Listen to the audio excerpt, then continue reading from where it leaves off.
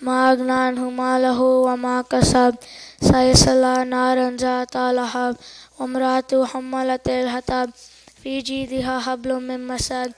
بسم الله الرحمن الرحيم. ألم تر كيف فعل ربك بأصحاب الفيل ألم يجعل كيدهم في تضليل وأرسل عليهم طيرا أبابيل ترميهم بحجارة من سجيل فجعلهم كعصف مأكول. بسم الله الرحمن الرحيم. لإلاف قريش إلافهم رحلة الشتاء والصيف فليعبدوا رب هذا البيت الذي أطعمهم من جوع وآمنهم من خوف. بسم الله الرحمن الرحيم. قل يا أيها الكافرون لا أعبد ما تعبدون ولا أنتم عابدون ما أعبد ولا أنا عابد ما عبدتم ولا أنتم عابدون ما أعبد لكم دينكم ولي دين. بسم الله الرحمن الرحيم. إذا جاء نصر الله والفتح ورأيت الناس يدخلون في دين الله أفواجا فسبح بحمد ربك واستغفره إنه كان توابا. بسم الله الرحمن الرحيم. قل أعوذ برب الفلق من شر ما خلق ومن شر غاسق إذا وقب ومن شر النفاثات في العقد ومن شر حاسد إذا حسد. بسم الله الرحمن الرحيم. قل هو الله أحد الله الصمد لم يلد ولم يولد ولم يكن له كفوا أحد. بسم الله الرحمن الرحيم. قل أعوذ برب الناس مالك الناس إله الناس من شر الوسواس الخناس الذي يوسوس في صدور الناس من الجنة والناس.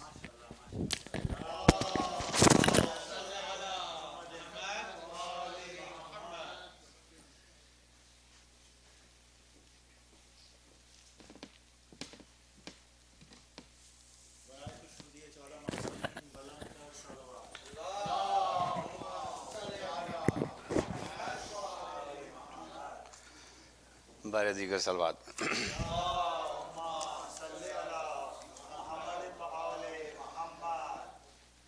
ہائے مولا رضا ہائے مولا رضا بے کسی نے اٹھایا جنازہ تیرا ہائے مولا رضا ہائے مولا رضا بے کسی نے اٹھایا جنازہ تیرا ہائے مولا رضا ہائے مولا رضا بال بکھرائے روتی رہی فاطمہ ہائے مولا رضا ہائے مولا رضا ظلم کیسا یہ مامون تو نے کیا زہر زہرا کے نور نظر کو دیا ظلم کیسا یہ مامون تو نے کیا زہر زہرا کے نور نظر کو دیا زہر زہرا کے نور نظر کو دیا ظالم و ظلم کی ہوگی کب انتہا ہائے مولا رضا ہائے مولا رضا جا کے معصوم کم کو دے دو خبر تیرا بھائی نہ آئے گا اب لوٹ کر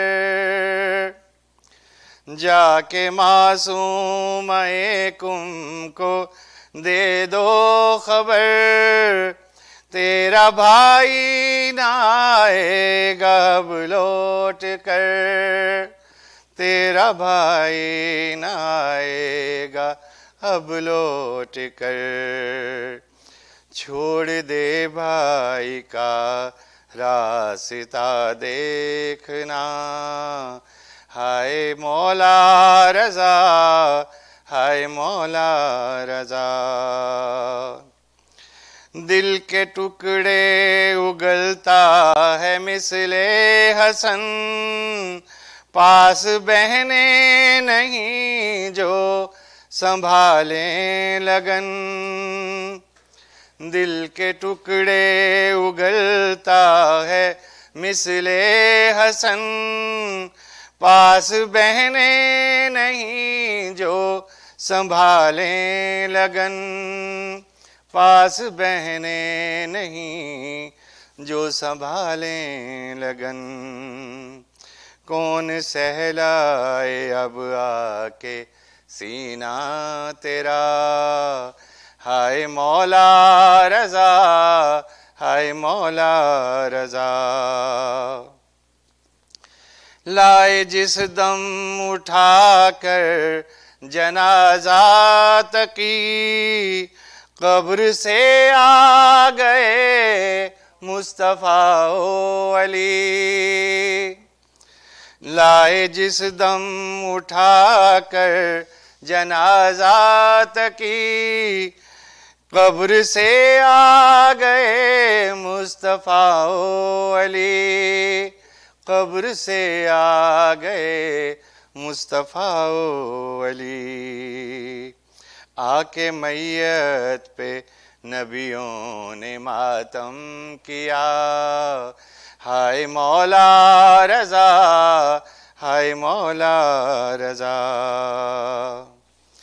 رو رہے ہیں خراسان کے بام و در، ماتمی ہے فلک ہے زمین و حگر۔ رو رہے ہیں خراسان کے بام و در، ماتمی ہے فلک ہے زمین و حگر، ماتمی ہے فلک ہے زمین و حگر۔ لگ رہا ہے خراسان کرب و بلا، ہائے مولا رضا، ہائے مولا رضا۔ جب مدینے میں پہنچی یہ غم کی خبر، رویا شہر نبی پیٹ کر اپنا سر۔ جب مدینے میں پہنچی یہ غم کی خبر، رویا شہر نبی پیٹ کر اپنا سر، رویا شہر نبی پیٹ کر اپنا سر۔ گر گئی سر سے سیدانیوں کے ردا، ہائے مولا رضا، ہائے مولا رضا۔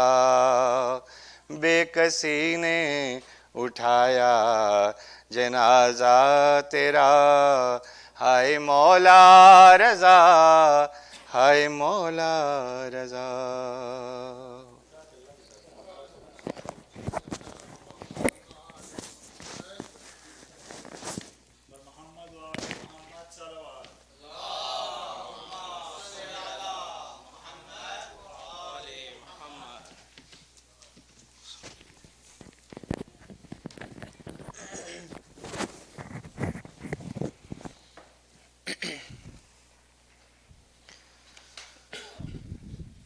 صلوات بر محمد و آل محمد۔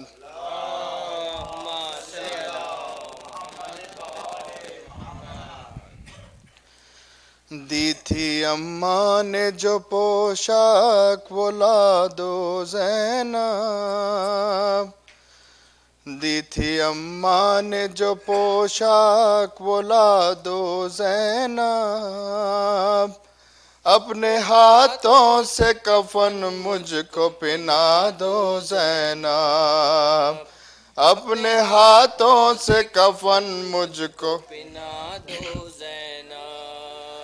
آج مقتل میں فقط بات تمہاری ہوگی، ابھی اماں سے ملاقات ہماری ہوگی،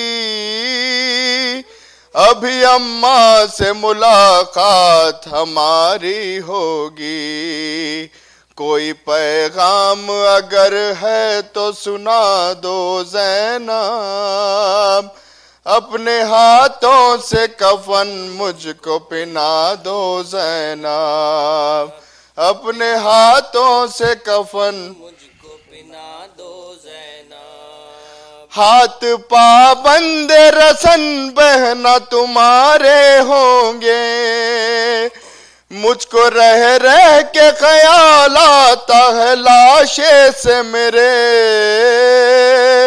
مجھ کو رہ رہ کے خیال آتا ہے لاشے سے میرے، تیر کس طرح نکالو گی بتا دو زینب، تیر کس طرح نکالو گی بتا دو زینب، اپنے ہاتھوں سے کفن مجھ کو پہنا دو زینب، اپنے ہاتھوں سے کفن مجھ کو پہنا دو زینب، میرے لاشے کی رہے گی تمہیں پہچان بہن، چاک کر دو میرے کرتے کا گریبان بہن، چاک کر دو میرے کرتے کا گریبان بہن، کوئی لوٹے نہ اسے ایسا بنا دو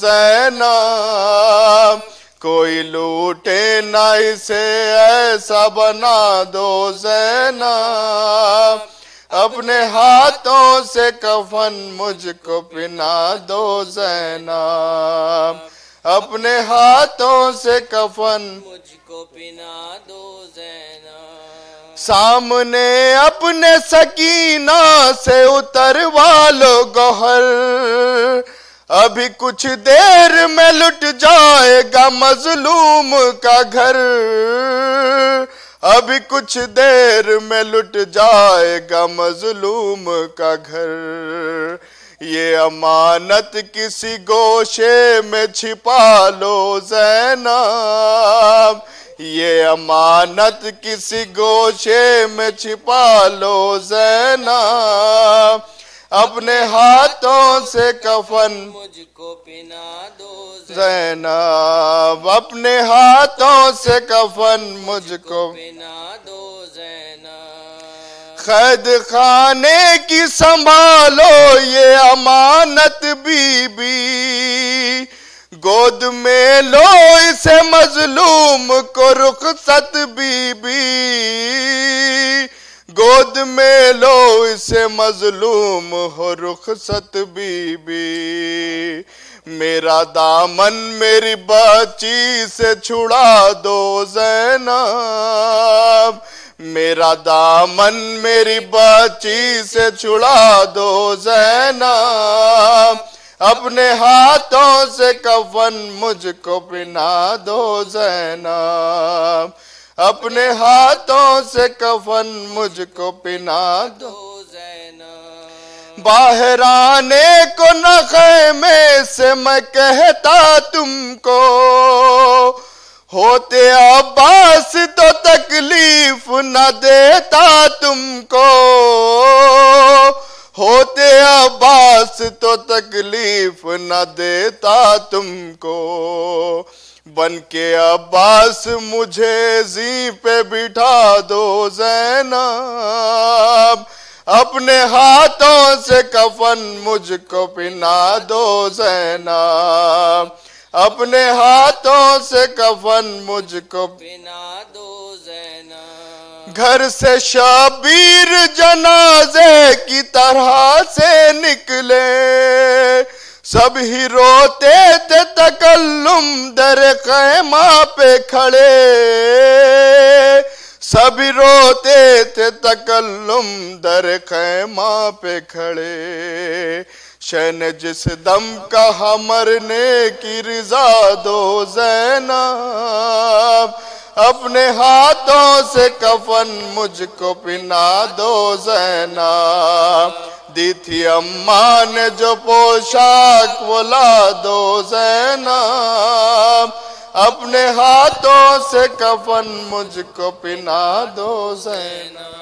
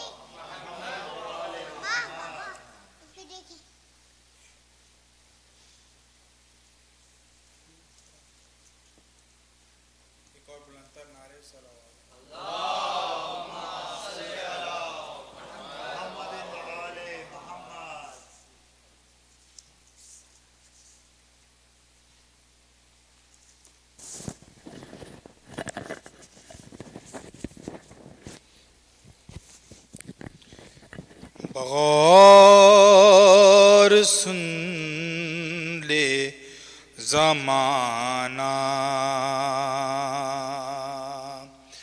حسین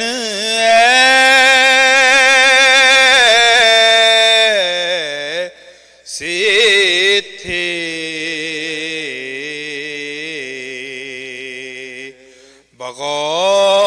بغور سن لے زمانہ حسین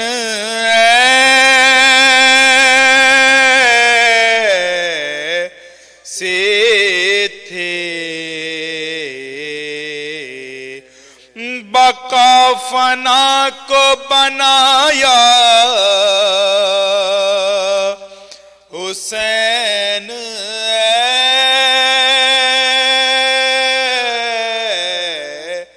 ایسے تھے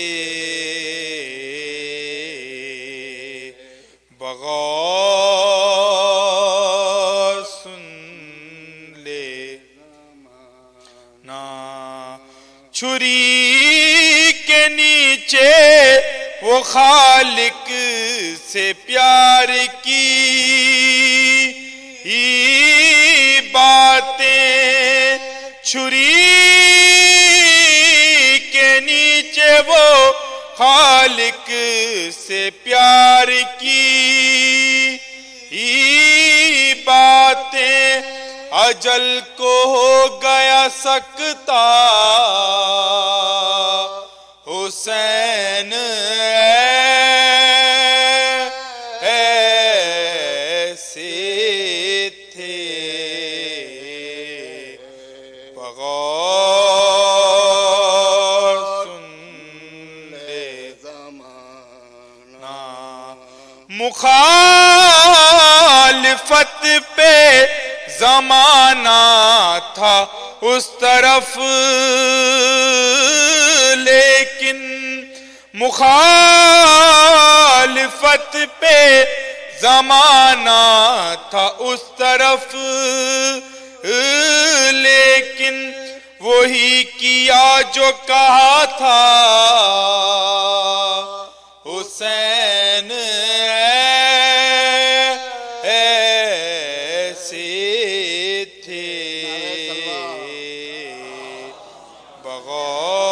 بغور سن لے حسین ایسے تھے سپاہ شام شجاعت کا لوہا مان گئی سپاہ شام شجاعت کا لوہا مان گئی دبے نہ لاکھوں سے تنہا حسین سے تھے بغور سن لے زمانہ کمر کو باندھ کے پیری میں جلتی ریتی سے کمر کو باندھ کے پیری میں جلتی ریتی سے اٹھایا بیٹے کا لاشا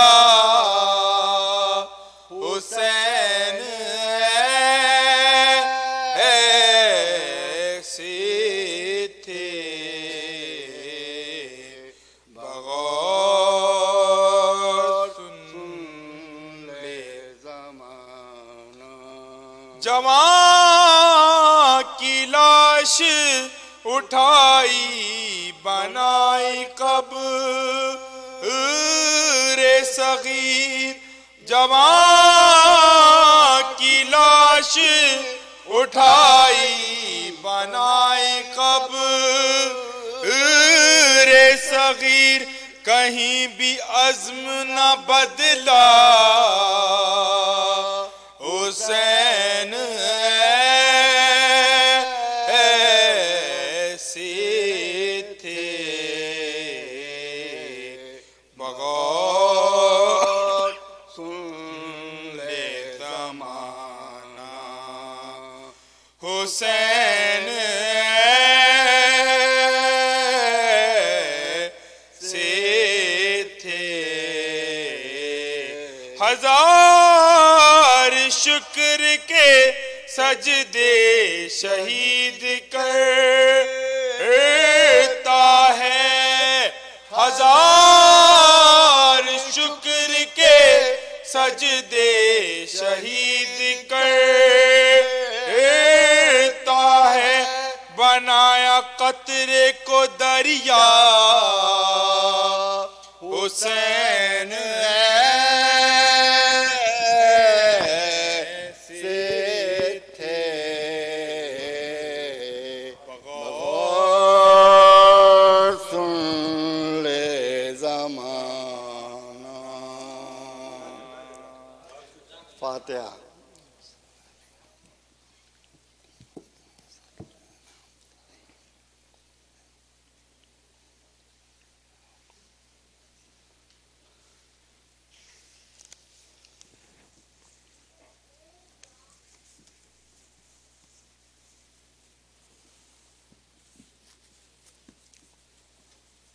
تنہا شب فرقت میں بکا کرتی تھی صغرا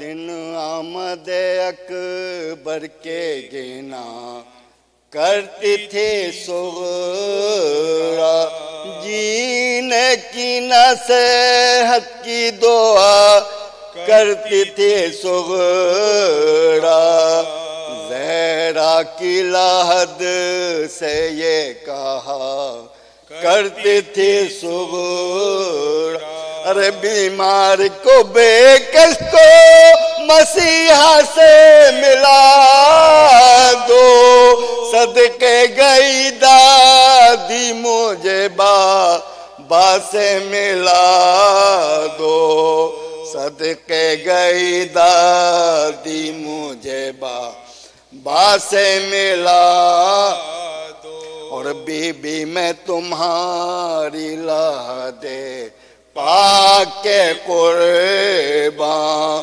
دادا کے لیے پوتی کی مشکل کرو آسان پردیس میں بابا ہے لبوں پر ہے میری جان آ بیٹھو سرانے میرے مرقد پہ کوئی اور لو تم تو بلائے میری ہاتھوں کو اٹھا کر میں روؤں تمہیں دل کے دھڑکنے کو دیکھا کر، میں روؤں تمہیں دل کے دھڑکنے کو دیکھا طول شب فرقت سے میں گھبراتی ہوں دادی، گھر دیکھ کے سنسان ڈری جاتی ہوں دادی، ہم سائیوں کے ڈر کے میں چلاتی ہوں دادی، غم خار کوئی اپنا نہیں پاتی ہوں دادی، ہم جولیوں کی گھر سے صدا بھی نہیں آتی، بابا بھی نہیں آتے، قضا بھی نہیں آتی، بابا بھی نہیں آتے، قضا بھی نہیں آتی، اول تو میسر بھی نہیں آتا ہے کھانا، اور خیر جو رازق میرا پہنچاتا ہے کھانا، تب ساتھ کا ماں باپ کے یاد آتا ہے کھانا، میں کھاتی نہیں کھانا، مجھے کھاتا ہے کھانا، اور نفرت مجھے اب ہو گئی ہے آب و غذا سے، کیا جانے کہ بابا میرے بھوکے ہیں کہ پیاسے، کیا جانے کہ بابا میرے بھوکے ہیں کہ پیاسے، تنہا شب فرقت میں بکا کرتی تھی سغرا۔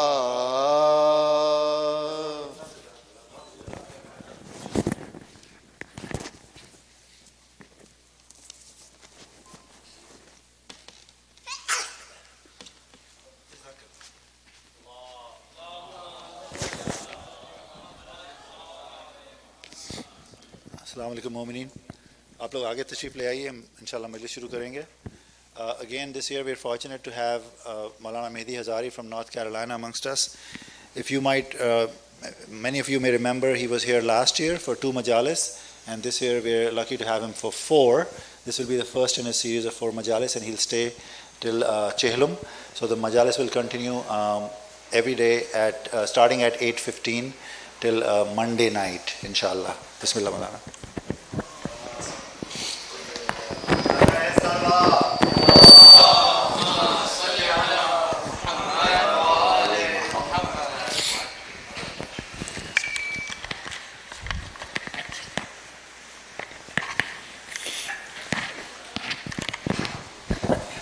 برائے خوشنودی 14 معصومین بلندتر صلوات، جی میں رکھ لیجیے۔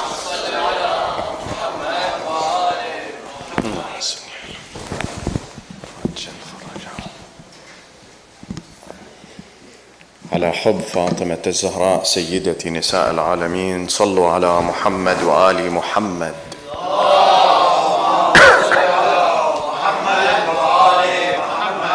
لتعجيل فرج الإمام صاحب العصر والزمان، صلوا على محمد وآل محمد.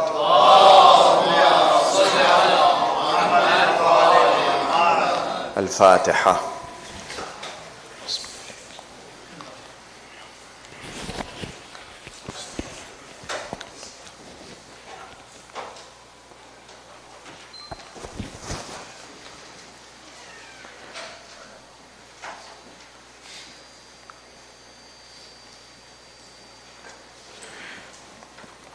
بسم الله الرحمن الرحيم.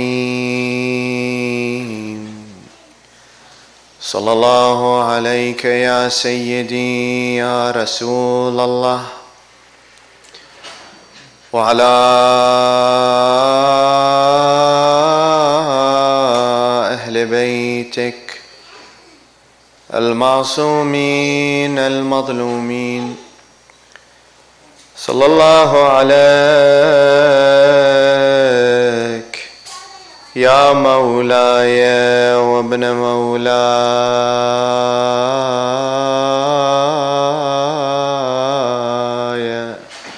يا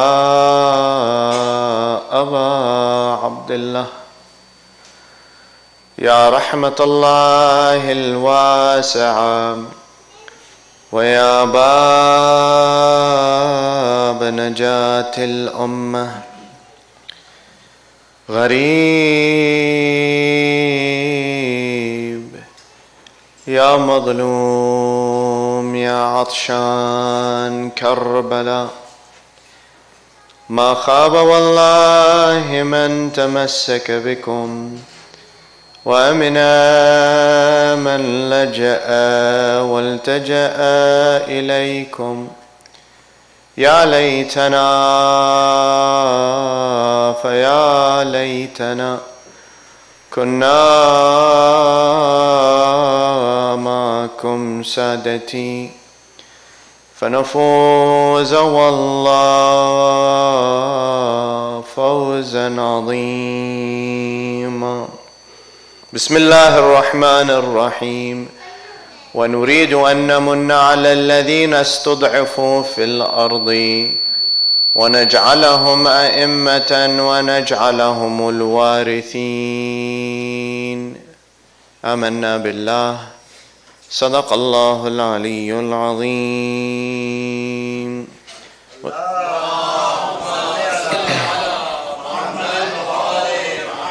السلام عليكم جميعا ورحمة الله وبركاته. My dear brothers and sisters, it is my distinct honor and privilege to commemorate with all of you. Thank you for inviting me. I ask that you remember me in your dua and I will remember you in mine. We sit here every year and we take the name of Al-Imam Abi Abdullah al-Hussein and we recount his valor and his courage and the stand that he took on the day of Ashura. And in doing so, sometimes, maybe we miss the big picture.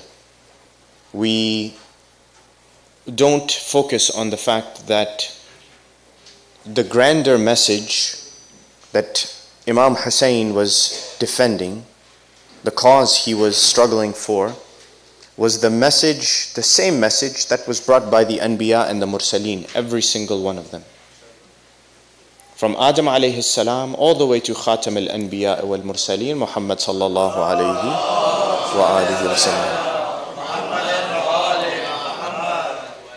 And why do I say that? Because sometimes we see Al-Imam al-Hussein alayhi salam in our own microcosm, in terms of what we think to be is correct, or what we think is the direct application. In fact, the application of Al-Imam al-Hussein's cause is everything, because it is religion in itself, it is life in itself, it is the very purpose that Allah has placed us on this earth. And there are some people who, they say they use the term revolution, that in fact Al-Imam al-Hussein alayhi salam, he had the greatest revolution. And that may be the case, but I want to ask you, and tonight is Friday night, you have all worked. I also am coming straight from work and via an airplane ride all the way into Atlanta. So I know you're tired. I will keep it simple tonight, inshallah. But have we ever asked ourselves, what is a revolution? When you say the word revolution, what does it mean? There have been many revolutions in the history of humanity. American Revolution, we know that the Americans, the citizens of this country, they stood up against their rulers, who were the British at that time. There were revolutions in Russia. There were revolutions in Spain. There were revolutions in France. Many, many revolutions through the years. Many different types of people revolting. And you see that the sociologists and the psychologists, they will always define it in a certain way. So there are some people who say, well, a revolution is when you have a change to a social or political institution. So you don't like the way government is being run in a certain place, you revolt, there's a revolution, you remove it. You don't like the way society is being run, you revolt, you remove it, you change it. So some people say, well, revolution is social or political change, change in the institution that exists in society. There are other people who define it that, well, if you want to see what a revolution is, you have to see it as mass mobilization. That to have a revolution, the masses are going to be mobilized, they're going to be awake, and they're going to be charged, and they're going to not stop pushing, and they're not going to stop advancing their cause until some change occurs. So you either have social or political change in the institution, or you have mass mobilization.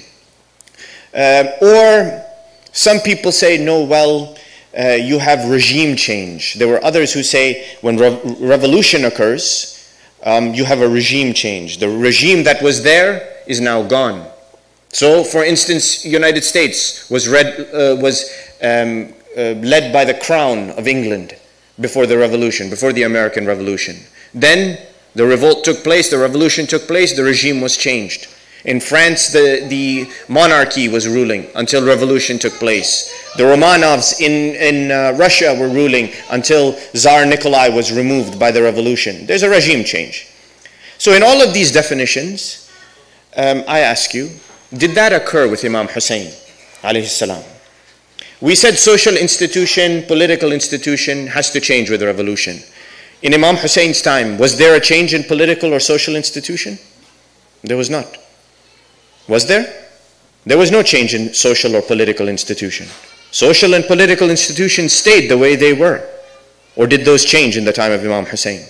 After Imam Hussein gave his life in Karbala, social and political institutions remained the way they were. What about mass mobilization? Imam Hussein had how many people on his side? 73 people on his side. Yes? Some people, even some riwayat say 120. Is that mass mobilization? No, because after they died, what happened? Was there any mobilization of the masses? No, Mukhtar came out, there were a few people who came out, what happened to them? They were squashed. Were they not? They were defeated. So there's no mass mobilization. What about regime change? Was there regime change? Imam Hussein died, was there any regime change? No, Banu Umayyah stayed. Banu Umayyah remained in power, along with Banu Marwan, la'natullahi alayhim ajma'in, until the 132nd year, until the time of Imam as-Sadiq alayhi salam, when Banu Abbas came. So was there any regime change because of Imam Hussein? No. Let's even take an extreme case in which, let's take Lenin, for example, the father of communism in Russia, in the Soviet Union, what was the Soviet Union. He defined revolution.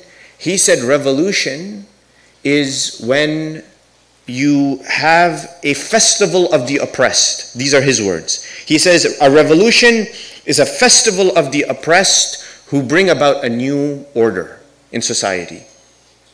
Now, I ask you, Imam Hussein died. They were oppressed. Al Muhammad, the family of Rasulullah, were oppressed, certainly. Were they restored to their rightful position after Karbala? Were they? Were they restored back? No, they were not. No, in fact, progressively, they went into greater hiding. And in fact, after the time of Imam al-Rida alayhi salatu wassalam, Imams went into greater hiding. Imam al-Jawad only lived 27 years of age, and he was poisoned. Imam al-Hadi lived very short life, in his 40s. Imam al-Askari, 25 years. Yes? So what oppression was converted and changed so that Al Muhammad, the family of Rasulullah, now can take their rightful position? No, there was no festival of the oppressed. No new order was established in the earth. So I ask you, we sit every year, what did Imam Hussein do? What did he do? What revolution is this? What sort of revolution is this? And I will say this to you, it's the same revolution, if you want to call it revolution. No, maybe it is a movement. Yes? It is the same movement of Rasulullah sallallahu alayhi wa alihi wa sallam. So you'll ask me how? How is it the same movement of Rasulullah? Rasulullah was battling against kuffar. Yes? And yes, they were kuffar, whereas Imam Hussein was fighting against who? So-called Muslims. So it's a totally different circumstance. No, it's not really totally a different circumstance. There's a lot of similarity. Why? Because we as human beings, we think that the basis of change is when you see society change completely. Yes? How do you know that society has changed? How do you know that the wheels that turn in society have changed? That politics are running differently, social programs are running differently. Why? Because you see the benefit of it in front of you. Many people, right? You will see that social welfare is having an effect because there will be fewer poor people sitting on the road, right? You will see that healthcare, universal healthcare is working because fewer sick people are going into the hospitals. There is less debt in the world, etc., etc. You will see mass change. You will see a mass change, right? It's human nature to think that way. Yet, Islam always teaches you something different. It's not saying that it doesn't want mass change and improvement of life for everybody, for the masses. But the goal of Rasulullah sallallahu alayhi wa alihi wasallam was to come to each individual and say, قُولُوا لَا إِلَهَ إِلَّا اللَّهِ تُفْلِحُوا. Just say, La ilaha illallah, there is no God but Allah, and you will be in falah. You will be in success. Why? Because you no longer are then a servant to anything or anyone other than Allah. That same word was echoed by Imam Hussein when he stood in Karbala. What did he say? He says, if you don't have a deen, in lam yakun lakum deen, أو تخافون معاد فكونوا أحرارا في دنياكم. If you don't have a religion, he said to them, if you don't have fear of the akhirah, at least be free in this world. At least be free in this world. Now when you apply that, do you apply it just to you? Or do you apply it to everybody? No, it applies to me. Because I cannot make somebody else free. What I feel in my heart, I feel it for myself. I don't feel it for you. What I feel, I cannot transpose it onto you. You cannot transpose what you feel on me. That's why when Imam Hussein alayhi salam went from Mecca all the way up to Karbala, one by one, you know this, and we don't maybe discuss it enough. Some people joined Imam Hussein, some people left Imam Hussein. Some people stayed, some people didn't. Even in the battle, we talk about Hurr ibn Yazid al-Riyahi, Hurr, who at the last moment came and changed sides and joined Imam Hussein. Do you know there were others like Hurr who joined? We don't talk about them. There were some who joined Imam Hussein at the last minute. There were some who on the way, like Zuhair ibn al-Qaym, rahimahullah, rahmatullahi alayh, ridwanullahi alayh. He joined Imam Hussein. And some who left. There's no mass mobilization here where hordes of people are coming to join Imam Hussein. Why? Because those individuals who stood with Imam Hussein were strong. They were strong in themselves. And they became the unit of change for everyone around them. That is what is imamat, my dear brothers and sisters. It is a reflection of nubuwwah. It is a reflection of the prophethood of Rasulullah sallallahu alayhi wa alihi wasallam. And it always comes down to one thing. Each one of you, each one of us, as an individual. That is Imam Hussein. That when he stood there, he was speaking to each one by one. That what is in your heart. And what we have done is we have fixed the outside, we have beautified the outside and left the inside empty, completely. We have focused on the zahir and left the batin empty. And that's why, to some degree today, all we do is cycle through and repeat Imam Hussein's journey, Imam Hussein's movement, and not engender, in fact, what he wanted us to do. Even in the dua, my dear brothers and sisters, we sit and we recite every Thursday night. Yes? In Dua al-Kumail, when we are sitting and talking to Allah, and it is a conversation. Now I ask you, when you recite Dua al-Kumail, is someone there between you and Allah, other than the Ma'sumin? No, other than the wasila, that is Muhammad sallallahu alayhi wa alihi wa sallam and the Ahl al-Bayt. There is nobody. There's nobody between you and Allah. You are the servant of God by yourself. And it is Allah and Allah alone who you are seeking. And you sit on the Thursday night, we sit and we read in Dua al-Kumail, and we ask Allah subhanahu wa ta'ala in the words of Imam Ali alayhi salatu wassalam, أَتُسَلَّتُ النَّارَ عَلَى وُجُوهٍ خَرَّتْ لِعَظَمَتِكَ سَاجِدًا.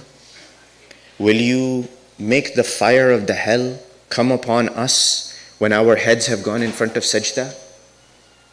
If they've gone down into sajda in front of you, Ya Allah, أَتُسَلَّتُ النَّارَ عَلَى وُجُوهٍ خَرَّتْ لِعَظَمَتِكَ سَاجِدًا وَعَلَى أَلْسُنٍ نَطَقَتْ بِتَوْحِيدِكَ صَادِقًا وَبِشُكْرِكَ مَادِحًا وعلى قلوب اعترفت بإلهيتك محققة وعلى جوارح سعت إلى أوطان تعبدك طائعة وعلى ضمائر سعت من العلم بك حتى صارت خاشعة. Just in these 5 lines, if you were to focus on these 5 lines by themselves, you will see that Imam has addressed insan from top to bottom, inside to out. Top to bottom, inside to out. He has described every little bit. And you see that, what does he say? أَتُسَلَّتُ النَّارِ عَلَى وُجُوهٍ خَرَّتْ لِعَظَمَتِكَ سَاجِدًا. Your head went down. Yes? أَوْ عَلَى أَلْسُنٍ نَطَقَتْ بِتَوْحِيدِكَ صَادِقًا. My tongue was talking, praising you, Ya Allah, doing for you, Ya Allah, and it was true and sincere. وَعَلَى قُلُوبٍ اعْتَرَفَتْ بِإِلَهِيَتِكَ مُحَقِّقًا. Now he talks about the outside, then he says, my heart inside, Ya Allah, has accepted you, truthfully and attesting to the truth. وَعَلَى جَوَارِحَ سَعَتْ إِلَى أَوْطَانِ تَعَبُّدِكَ طَائِعًا. My body parts, all of them, they are seeking you, Ya Allah. They have searched the earth, they are going to any part of the earth seeking you.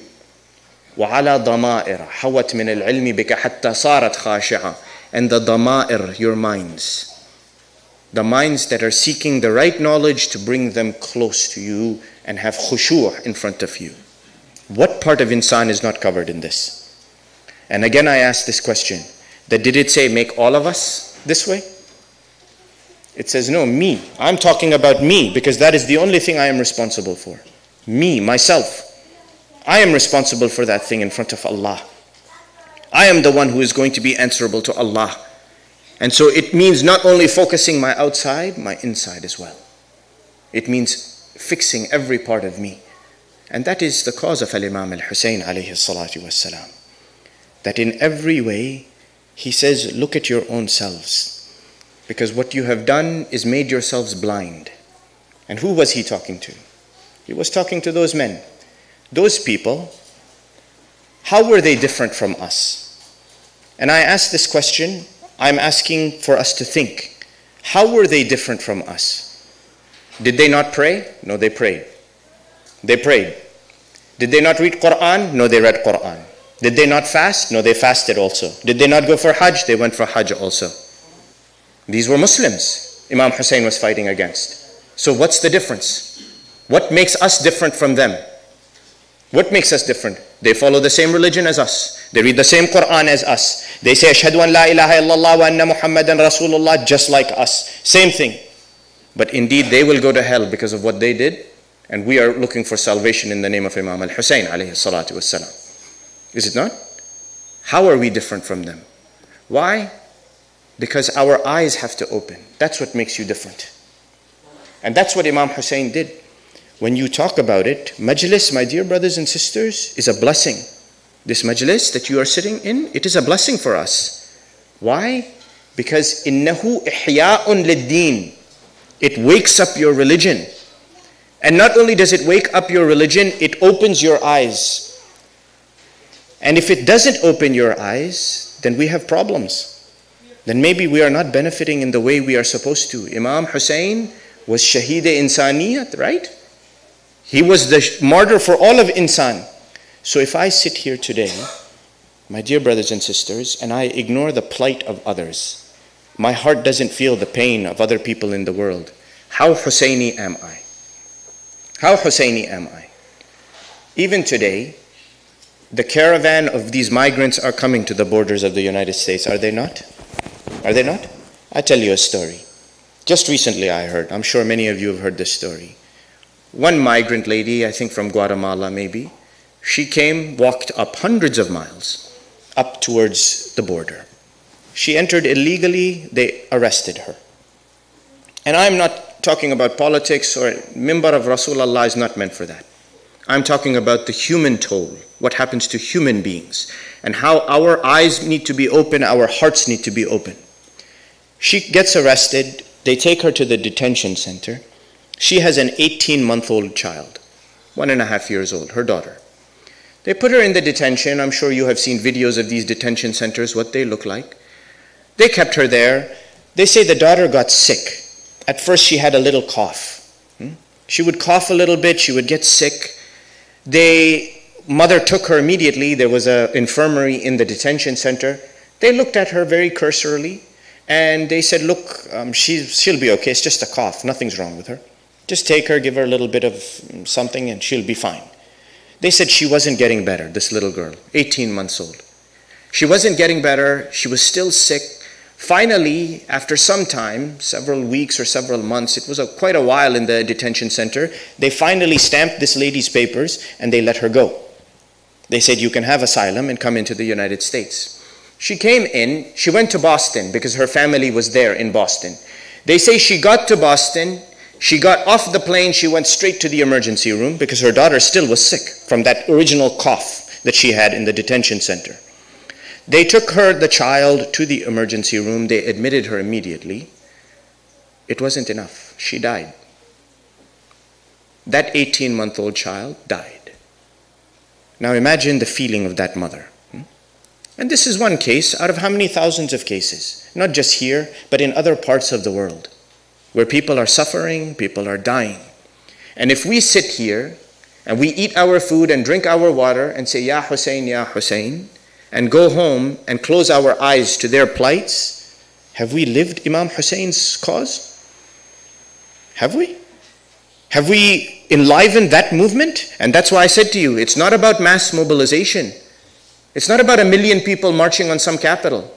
It's about what you feel in your heart, what we feel in our hearts for other human beings. That Imam of ours, that when he met the army of Hur, when Hur's regiment came to him, there was a man named Ali ibn Ta'an al-Muharibi who was in the army in the regiment of Hur. He was so weak from thirst, from being in the sun of the desert, that he was about to fall from his horse.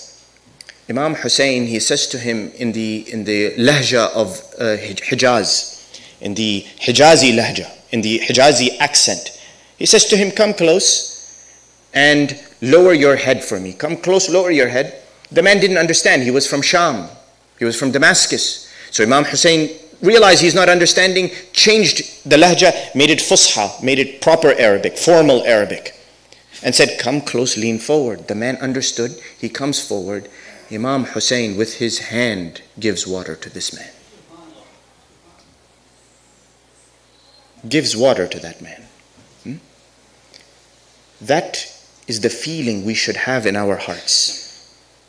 That if we love Imam Hussein, we should ask the question that the plight of human beings, poor, old, destitute, orphan, widows, anybody who needs help, the oppressed, our Husseini voices have to be louder than anyone. They have to be, because it is the cause of Imam Hussein.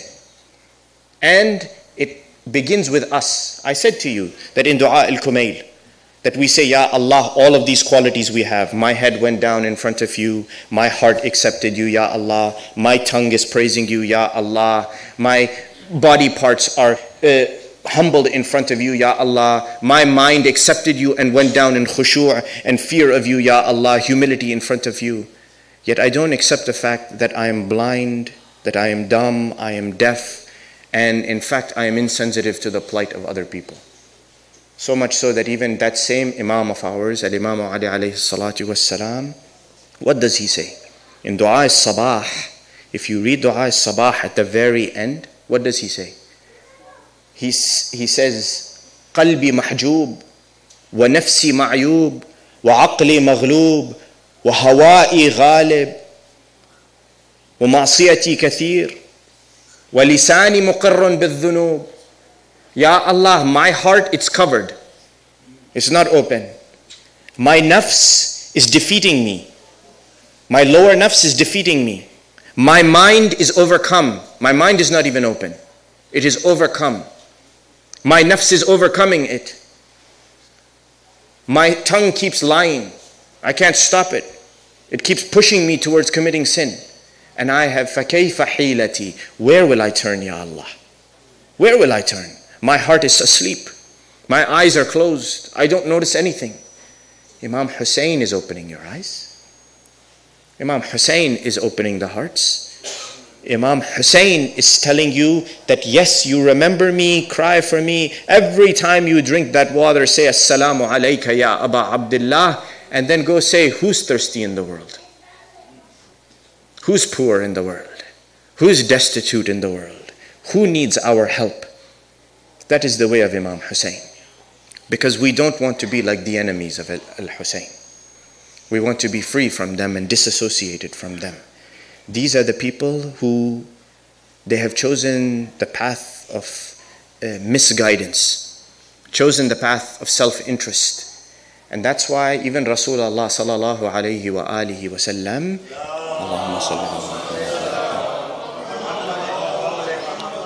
he says on the day of judgment, on Yawm al-Qiyamah, people will be asked about three things.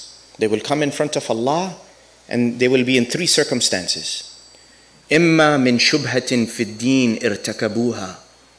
Either they had some doubt or suspicion about religion, about religious matters, and they had taken it upon themselves to do that which is incorrect based on doubt. They will have to answer. They were doubtful. They had suspicion. They didn't know what the truth was, and they decided to act on the doubt and the suspicion. Allah will question them that why did you act on doubt? You had eyes to see, you had a brain, you had a heart, you should have gone and looked. You should have gone and looked. You should have seen. No, you will be asked. We acted on doubt. Why? Because it was easy. It was the simple thing to do. Or Rasulullah, he says, وَإِمَّا مِن شَهْوَةٍ لِلَذَّةٍ آثَرُوهَا. Or they had a shahwa. They had some greed for something. They had greed for something. Money, power, position. They had greed for something and all they did was chase after it. They didn't care about anybody else. أو من عصبية لحمة أعملوها. Or they had prejudice in their heart against someone else. And because of it, they trampled on them. The people who fought against Imam Hussein, did they not fall into these categories?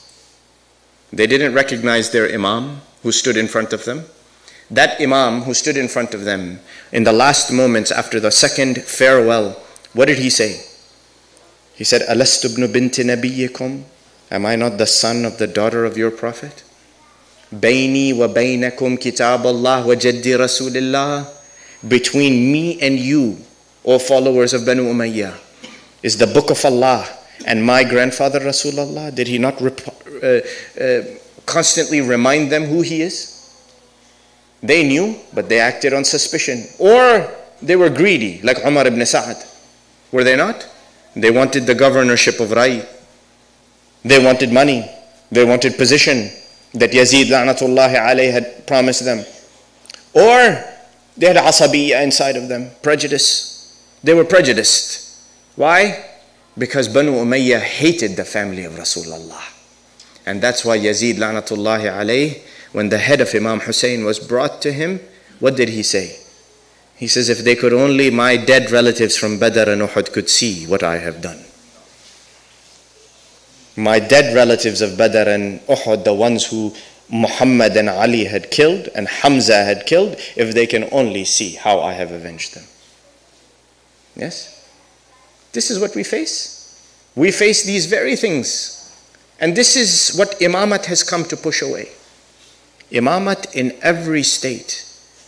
Even Al-Imam al-Rida, who we are remembering tonight, along with Al-Imam Abi Abdullah al-Hussein.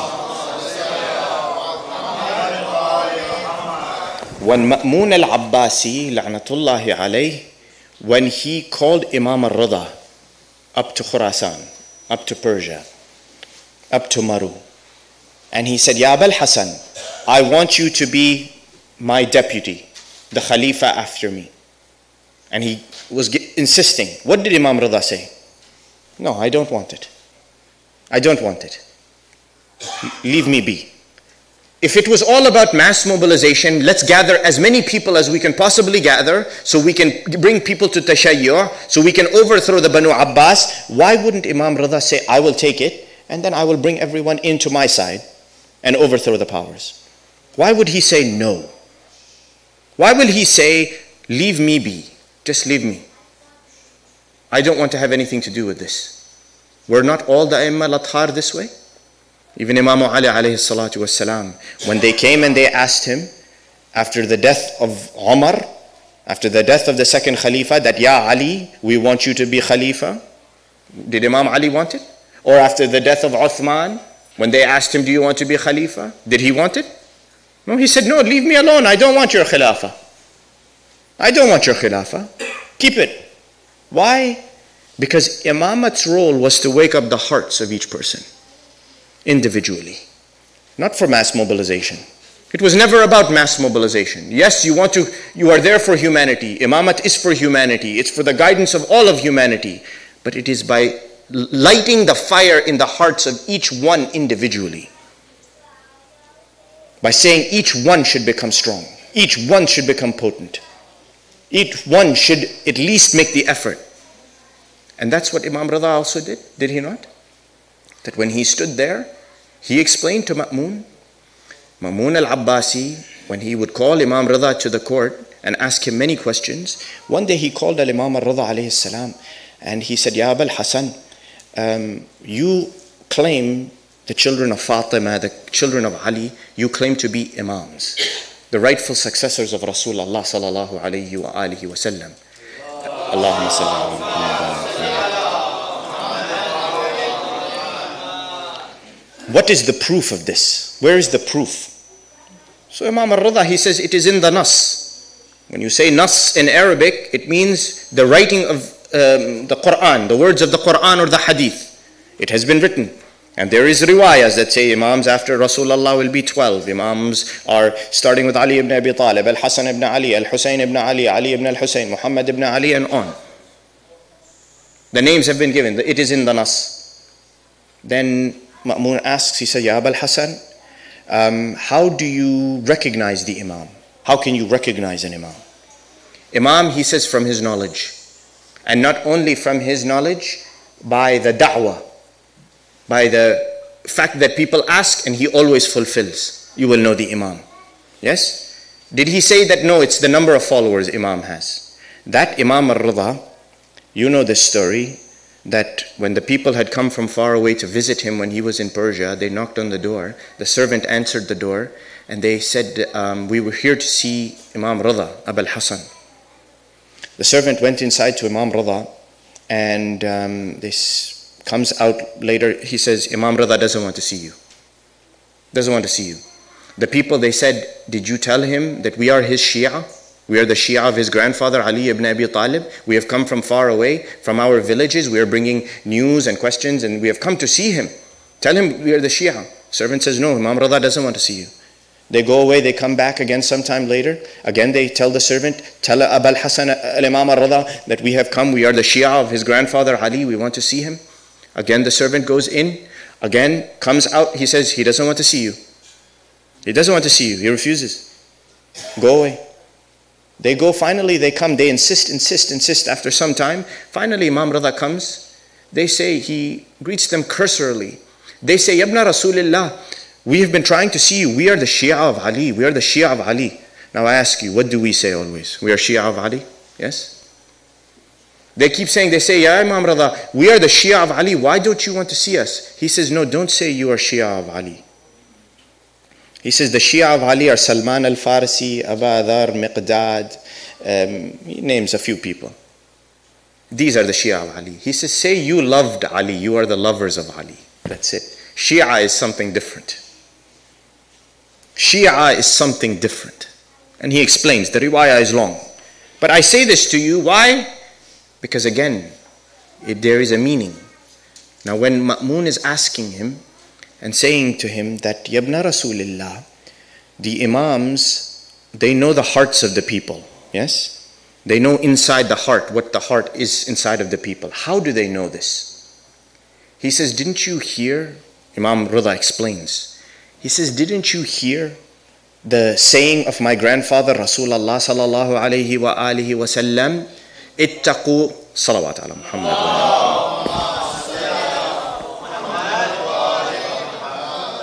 He says, Ma'mun, Rasulullah, my grandfather, has said, ittaqu firasat al-mu'min, فَإِنَّهُ يَنْظُرُ بِنُورِ اللَّهِ. Did you not hear the hadith of my grandfather?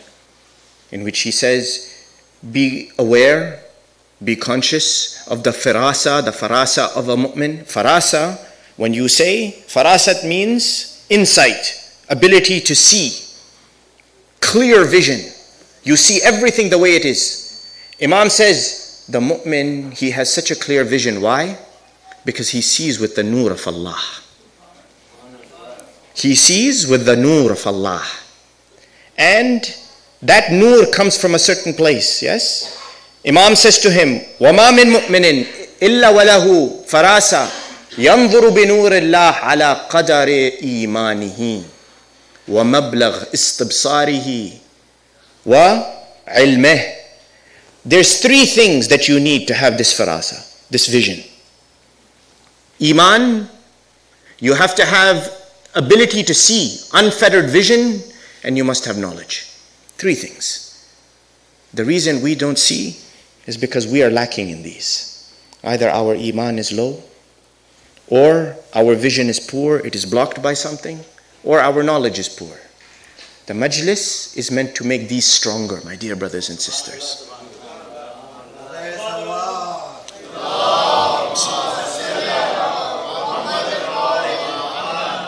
If majlis of Imam Hussein, if the crying for Imam Hussein isn't making these stronger, then we have to reassess what we are doing sitting here. We have to. That if it does not make my iman stronger, if it does not make my vision stronger, if it doesn't increase me in knowledge, then maybe I have just reduced it to ritualism. And it must be more than that. Why? Because the world is a dark place. And the nur that is lighting it is Imam Hussein. World is a dark place, is it not?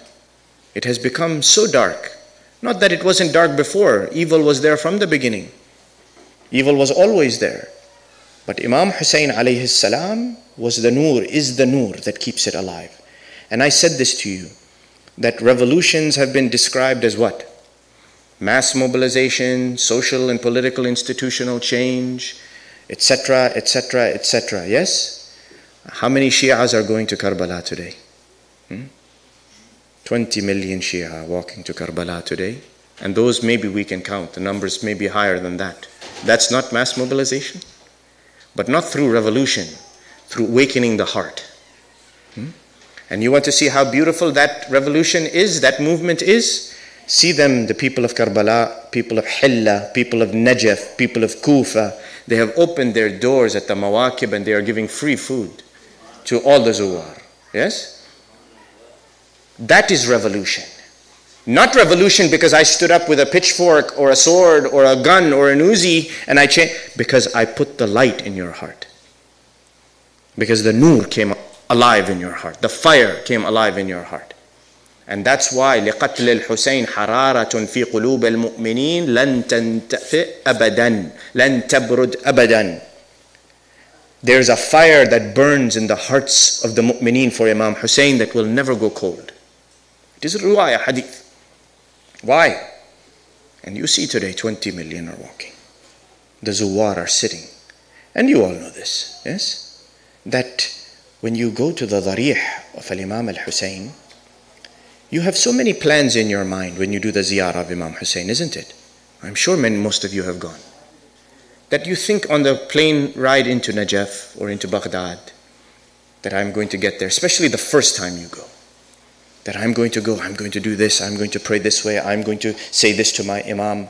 But the minute you walk into the shrine of Imam Hussein and you see that darih in front of you, everything is gone, isn't it? Everything is gone. Why? Imam al-Hussein takes over your heart. Everything is gone. Your feeling for what you were thinking you're going to do, the plans you had, all are gone. That is the power of imamat. That is the strength of imamat that leads you, that directs you in the right place. And you get there, you hold that darih, and you ask with all your heart, yes? And you ask for all your hajat. You say, Ya Allah, I am sick, cure me. Ya Allah, I have need, take care of my need. Ya Allah, I have this, I need this, take care of this, take this pain away from me, this suffering, this bala, this trial. But have we ever thought that we say, Ya Aba Abdullah, that grave that was dug for you, in which the body was placed, there was no head on that body. And even the Rawi, he says, Anna Ali ibn al-Husayn لما دفن جسد أبيه وضع خده على نحره. Imam al-Sajjad, when he came to Karbala on the 13th of Muharram, when you bury your loved one, you hold the head of the loved one, yes? At the last moment, you kiss it.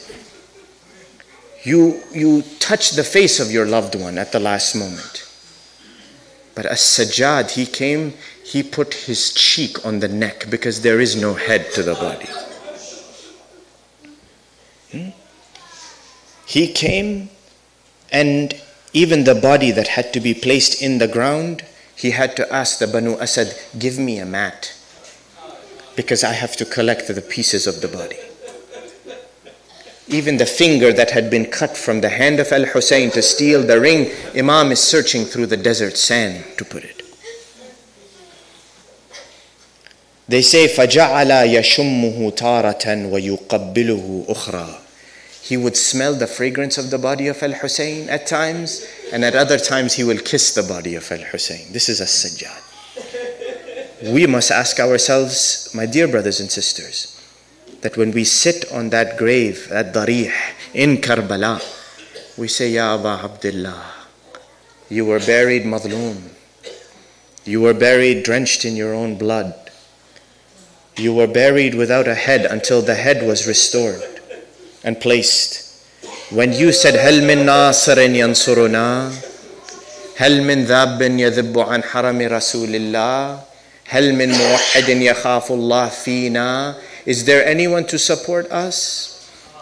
Is there anyone to answer the call and protect the sanctity of Rasulullah's family? Yabna Rasulillah, we were not there to answer you. We were not there to raise our voices.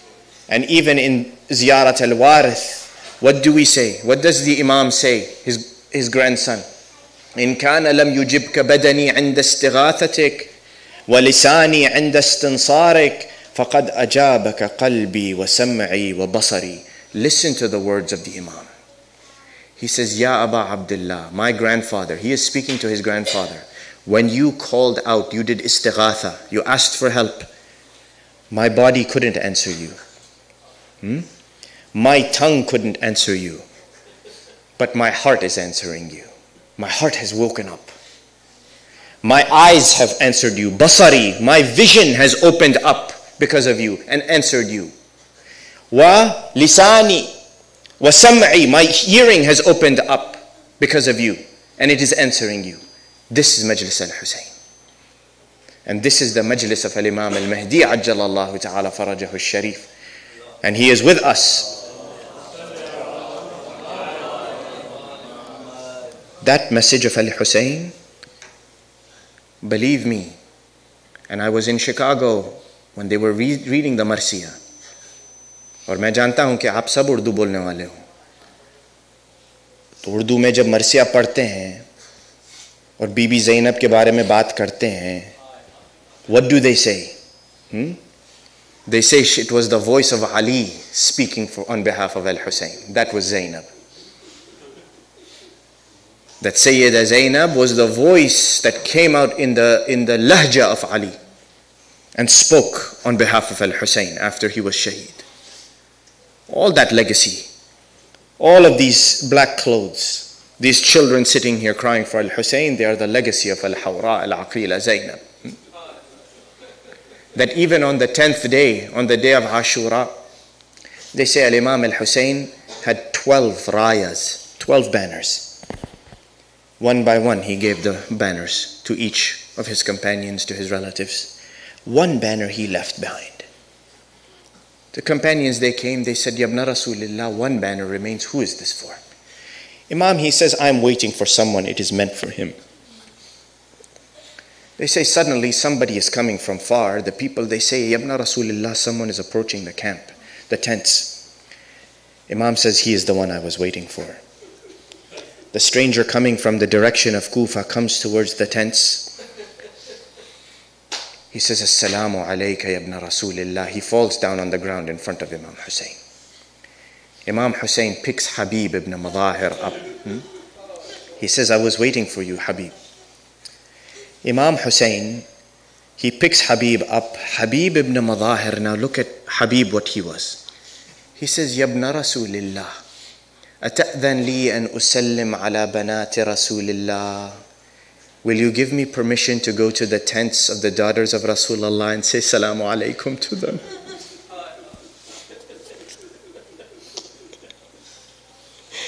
They say his voice reaches the ears of Zainab al-Kubra. She calls one of the youth. She says, go give my salam to Habib ibn Madahir. They say Habib comes, he hears that Hawra, Aqila Zainab is saying salam. He comes to the door outside the tent and he says, Assalamu alaykunna ya banati Rasulillah. My salam upon you, O daughters of Rasulullah. How is it that we find ourselves in such a situation that the daughters of Rasulullah are here in the desert and that the enemy is preparing to take those lives?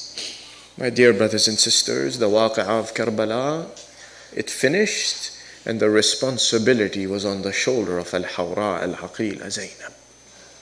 That how she kept them together. And they say that you know this, that through Kufa and the perilous journey in the desert all the way towards Sham, when they got to Sham, when they reached into Sham, what was the state of Ahl al-Bayt alayhim as-salam? That when they were taken to the Khariba, into the place where Yazid la'natullahi alayh kept them, and even when As-Sajjad was asked that in this journey, Yabna Rasulullah, this trial, this difficulty, this musibah that you face, what was the most difficult? He said, Ash-Sham, Ash-Sham, Ash-Sham. It is Sham that was the most difficult. Why? Because in Sham, Banati Rasulillah, the daughters of Rasulullah were kept in that house. And the house in which the sun was beating down on their heads, they had no shelter from the sun.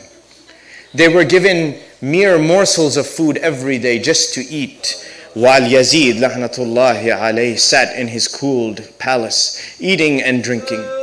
These are the daughters of Rasulullah. These are Rayhanat Rasulullah, the daughters of Fatima al-Zahra alayha salatu was-salam.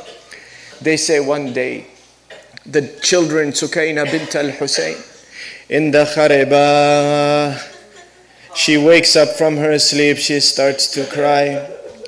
She begins to cry and wail. There is some crying in the camp, in the prisoners, the daughters of Rasulullah.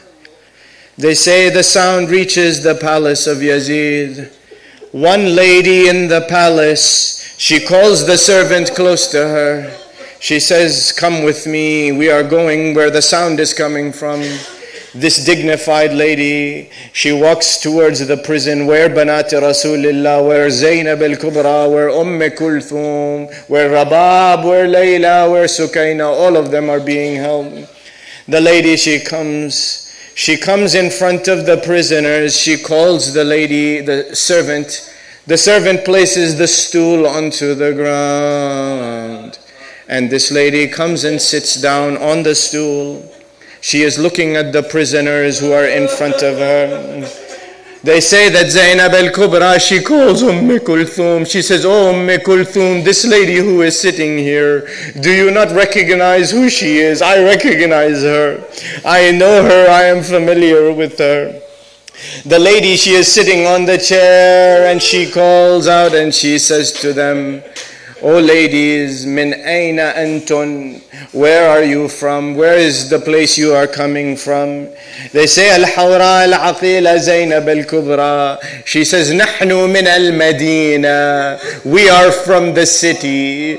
They say that this lady sitting on her chair, she says, "There are many cities out there. Which city exactly are you coming from?" Zainab al-Kubra, she says, "Nahnu min Madinati Rasulillah sallallahu alayhi wa alihi." We are coming from the city of Rasulullah sallallahu alayhi wa alihi wa sallam. The Rawi, he says, hearing this, the lady steps down from the chair and sits on the ground.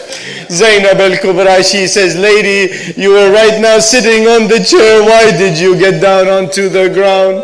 The lady, she says to her, "Because you mentioned the name of the city of Rasulullah. You are the people of the city of Rasulullah, so you are honorable. That's why I got down from my chair." They say, this lady, she says to the ladies who are gathered, she says to the prisoners, she says to them, "I used to be over there. I used to live in Medina. I was a part of Medina." Sayyida Zainab, she says to her, "Whose house did you live in Medina?" The lady, she says, "I lived in the house of Ali ibn Abi Talib." "I want to know about that house. Tell me about the house of Ali ibn Abi Talib. Tell me about the sons of Ali ibn Abi Talib. Tell me about the daughters of Ali ibn Abi Talib, Kulthum and Zainab al-Kubra. Tell me about them. Where are they? Where have they gone? What has happened to them? I left the house of Ali in Medina long ago." Sayyida Zainab, she looks at her. She says, "Imma in sa'alti عن دار علي فقد خلفناها تنعى أهلها." As for the house of Ali ibn Abi Talib, we left it behind in Medina. It is a home where there is only mourning now. They are mourning their dead. وَأَمَّا إِن سَأَلْتِ عَنِ الْحُسَيْنِ. You asked about Al-Husayn ibn Ali. Where is he gone? أَمَّا إِن سَأَلْتِ عَنِ الْحُسَيْنِ فَهَذَا رَأْسُ الْحُسَيْنِ بَيْنَ يَدَيْ زَوْجُكِ يَزِيد. There is the head of Al-Husayn sitting in front of your husband Yazid. وَأَمَّا إِن سَأَلْتِ عَنْ عَلِيِّ ibn al-Husayn. As for if you are asking about the son of al-Husayn, فَهَذَا هُوَ عَلِيلٌ مَرِيضٌ. Here is Ali ibn al-Husayn, sick and cannot get up from the bed. وَأَمَّا إِن سَأَلْتِ عَنْ أَوْلَادِ عَلِيٍّ فَهُمْ جُثَثًا بِلَا رُؤُوسٍ. As for if you are asking about the sons of Ali, they have all been killed. Their heads have been cut off from the bodies. The lady, she says to her, "O stranger, what about Abbas, Abul Fadl al-Abbas ibn Ali? Where is Abbas?"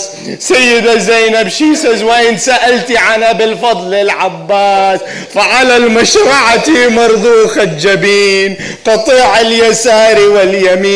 Abbas's body is lying near the river. The arms have been cut off from the body of Abul Fadl al-Abbas. وَأَمَّا إِن سَأَلْتِ عَنْ أُمِّ كُلْثُومٍ. And as for if you are asking, lady, Sayyida Zainab says to her, if you want to know where is Kulthum, ha hiya jalisa, here she is right here, right next to me. Wa amma in salti an Zainab bint Ali. If you are finally asking about Zainab bint Ali, fa'ana Zainab bint Ali. I am that Zainab who you cannot recognize. And I am that Zainab, the daughter of Ali. And I am Zainab, the daughter of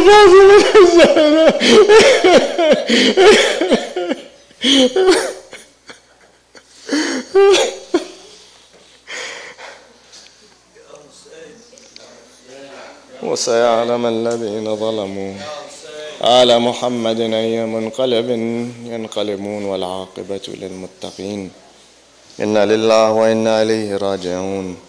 اللهم إنا نسألك وندعوك ونقسم عليك بحق الحسين ودم الحسين وغربة الحسين وعطش الحسين، fridge عنا يا الله فرجا عاجلا قريبا كلمح البصر أو أقرب من ذلك، وافرغ علينا صبرا وتوفنا مسلمين.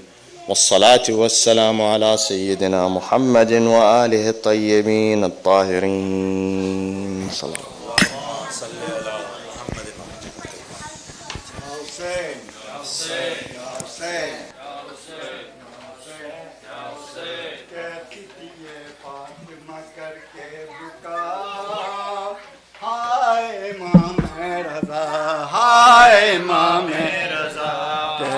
امام رضا کہتی تھی یہ فاطمہ کر کے بکا، ہائے امام رضا، ہائے امام رضا کہتی تھی یہ فاطمہ کر کے بکا، ہائے امام رضا، ہائے امام رضا کیسی اماموں نے تم پر جفا، ہائے امام رضا، ہائے امام رضا کہتی تھی یہ فاطمہ کر کے بکا، ہائے امام رضا، ہائے امام رضا کرتی تھی یہ فاطمہ کر کے بکا، ہائے امام رضا، ہائے امام رضا کہتی تھی یہ فاطمہ کر کے بکا، ہائے امام رضا، ہائے امام رضا شور ماتم ہے سوگواروں میں، اے امام رضا سلام علیک، شور ماتم ہے سوگواروں میں، اے امام رضا سلام علیک، بے کسی کہہ رہی ہے میت پر، وارث کربلا سلام علیک، شور ماتم ہے سوگواروں میں، اے امام رضا سلام علیک، ہو رہا ہے فضا میں غم محسوس، بجھ گیا آفتاب شہر طوس، آسمانوں سے آ رہی ہے صدا، نیب مصطفیٰ سلام علیک، شور ماتم ہے سوگواروں میں، اے امام رضا سلام علیک، شور ماتم ہے سوگواروں میں، اے امام رضا سلام، چھا رہی ہیں اداسیاں ہر سو، اور ٹپکتے ہیں آنکھ سے آنسو، اور ٹپکتے ہیں آنکھ سے آنسو، ساری دنیا میں ایک طلع تم ہے، دین کے ناخدا سلام علیک، شور ماتم ہے سوگواروں میں، اے امام رضا سلام علیک، شور ماتم ہے سوگواروں میں، اے امام قلب کونین پارا پارا ہے، ان کو زہر دغا سے مارا ہے، اے غریب الوطن سلام علیک، اے اسیر جفا سلام علیک، شور ماتم ہے سوگواروں میں، اے امام رضا سلام علیک، شور ماتم ہے سوگواروں میں، اے امام رضا سلام، موت پر آپ کی امام مبین کہہ رہے ہیں غریب اور مسکین، موت پر آپ کی امام مبین کہہ رہے ہیں غریب اور مسکین، ہو گئے آج بے سہارا ہم کل کے حاجت روا سلام علیک، شور ماتم ہے سوگواروں میں اے امام رضا سلام علیک، شور ماتم ہے سوگواروں میں اے امام رضا سلام علیک۔ یا حسین یا حسین، جنگل میں بھرے گھر کو لٹا آئی ہے زینب، اے شہر مدینہ، جنگل میں بھرے گھر کو لٹا آئی ہے زینب،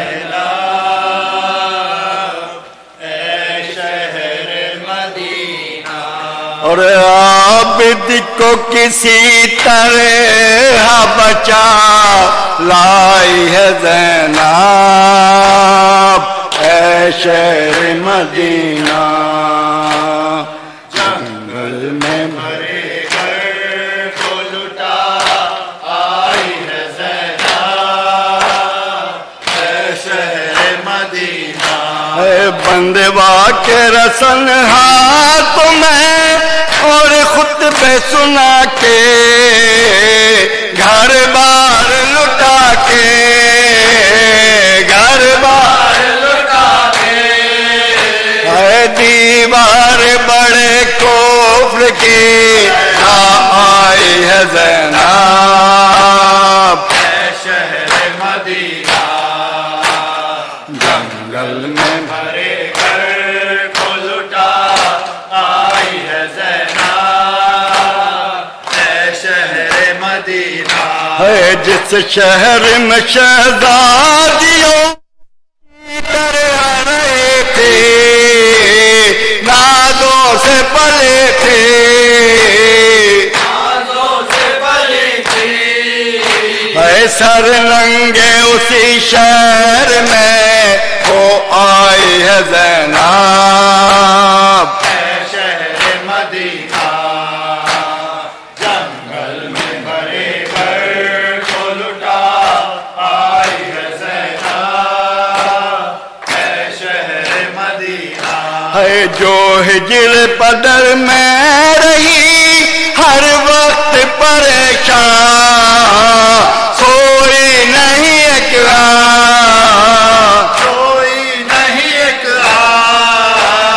اس بچی کو زندہ میں سلا آئی ہے زینب، اے شہر مدینہ، جنگل میں بھرے گھر کو لٹا آئی ہے زینب، اے شہر مدینہ، اے ڈھارا تھی بہت بھائی کو جس بھائی کے دم سے دل پھاٹا ہے غم سے، دل پھاٹا ہے غم سے، اب تک نہ مصاحب سے نکل پائی ہے زینب، اے شہر مدینہ، جنگل میں بھرے گھر کو لٹا آئی ہے زینب، اے شہر مدینہ، ہے 6 ماہ کے اصغر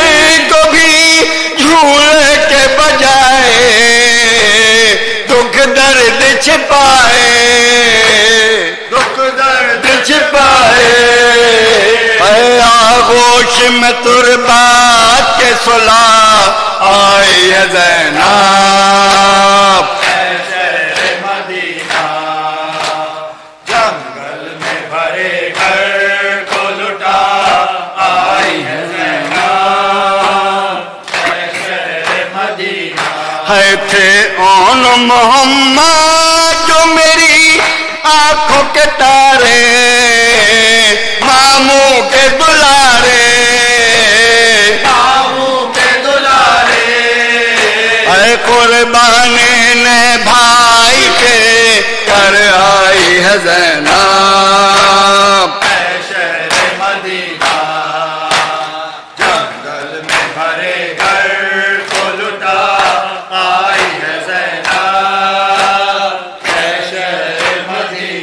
ہے منظر وہ بھلا سکتی نہیں تا دم آخر ہے کہنے سے قاصر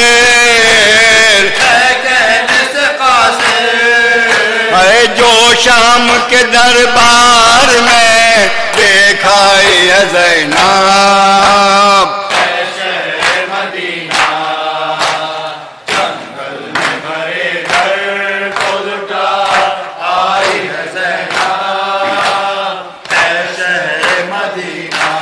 نادم تھی بہت لا سکی قاسم کو نہ ہمراہ حسرت و دردا حسرت و دردا کبرا کو مگر ساتھ لیے آئی ہے زینب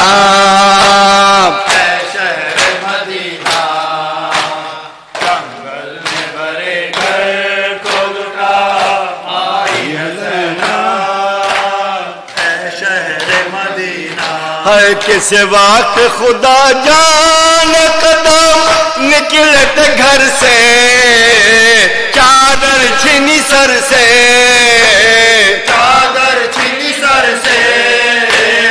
اب تک نہ مساحب سے نکل پائی ہے زینب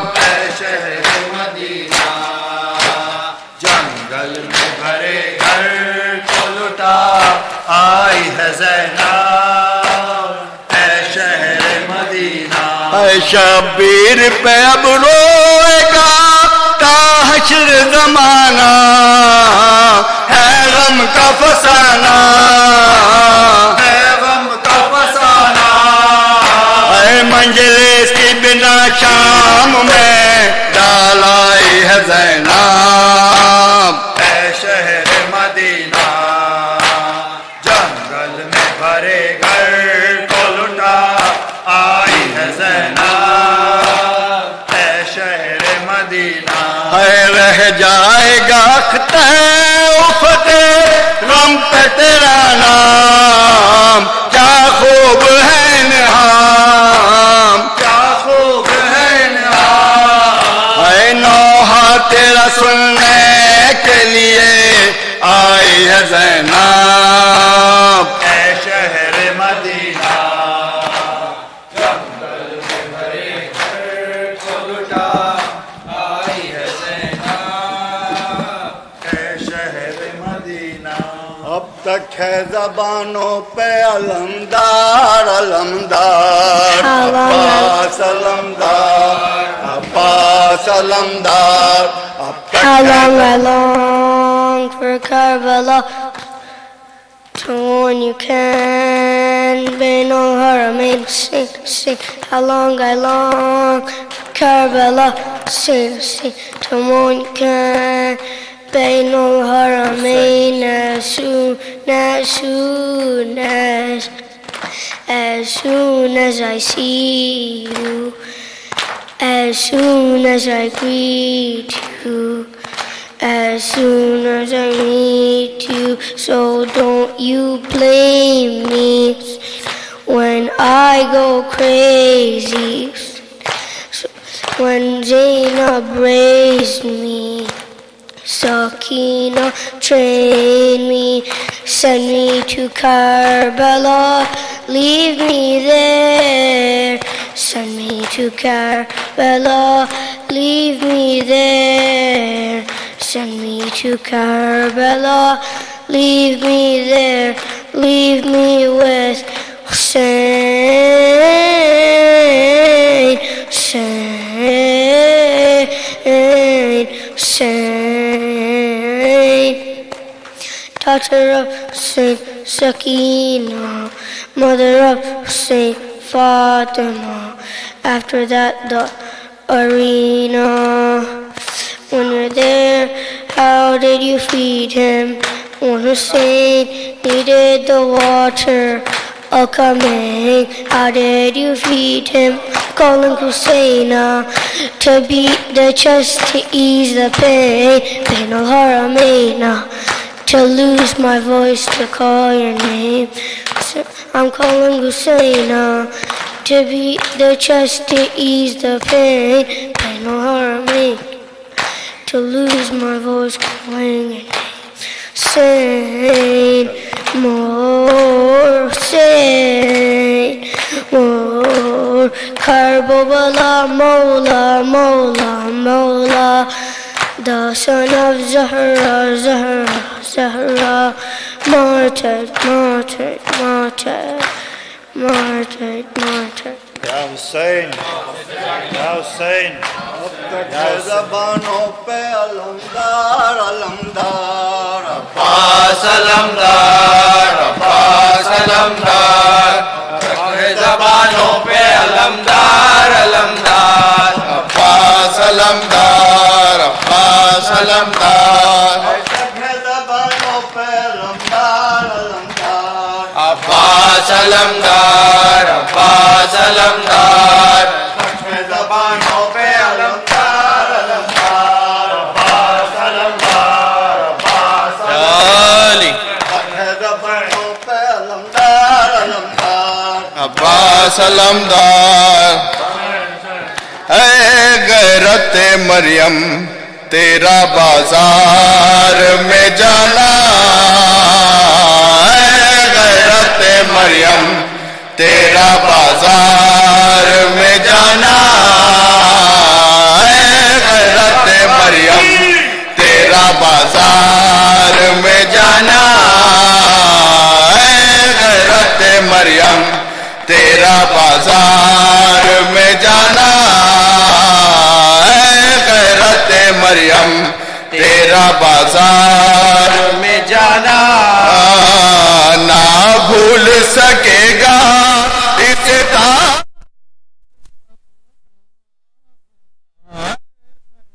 مریم تیرا بازار میں جانا. اے غیرت مریم تیرا بازار میں جانا. اے غیرت مریم تیرا بازار میں جانا. جس در پہ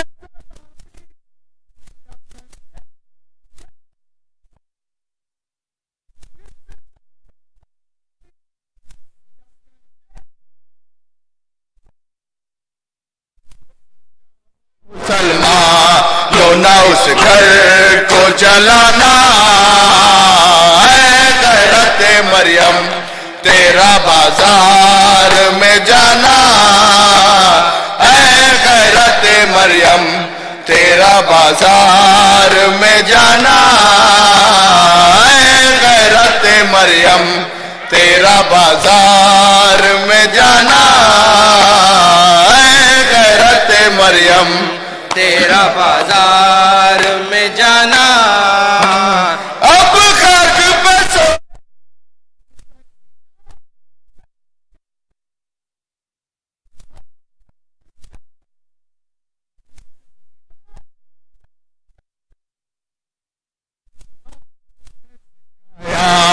اسے سینے پہ سلانا. اے غیرت مریم تیرا بازار میں جانا. اے غیرت مریم تیرا بازار میں جانا. اے غیرت مریم تیرا بازار میں جانا. کیوں زینب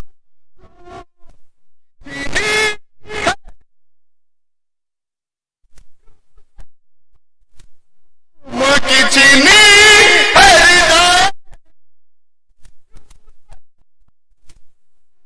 کی چینی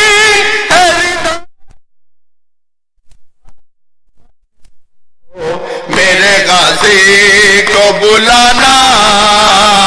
اے غیرت مریم تیرا بازار میں جانا. اے غیرت مریم تیرا بازار میں جانا. اے غیرت مریم تیرا بازار میں جانا. اٹھتی نہیں بابا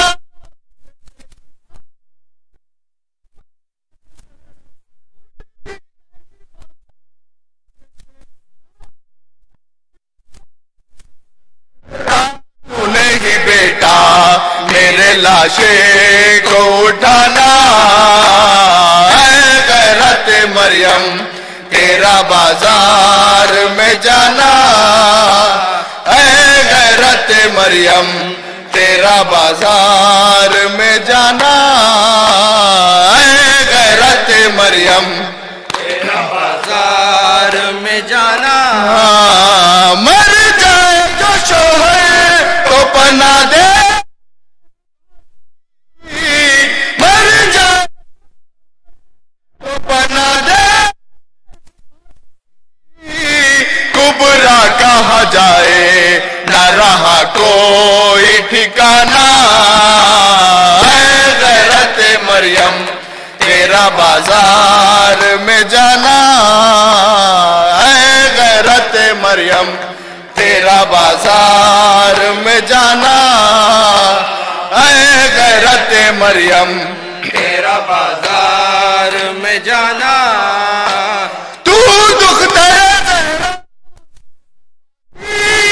نبی کی، تو دختر زہرا ہے نواسی ہے نبی کی، سر ننگے تیرا شام کے بازار میں جانا، اے غیرت مریم تیرا بازار میں جانا، اے غیرت مریم تیرا بازار میں جانا، اے غیرت مریم تیرا بازار میں جانا،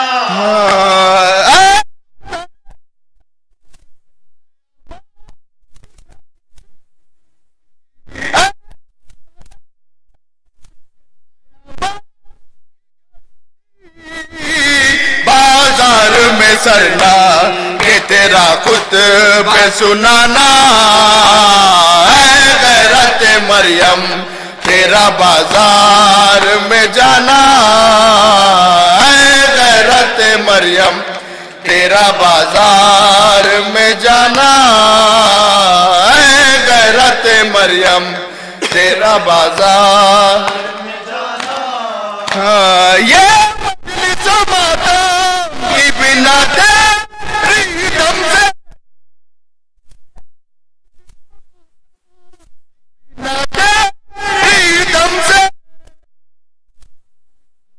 دادار نے بخشش کا بہانا، اے غیرت مریم تیرا بازار میں جانا، اے غیرت مریم تیرا بازار میں جانا، اے غیرت مریم تیرا بازار میں جانا، یا حسین، یا حسین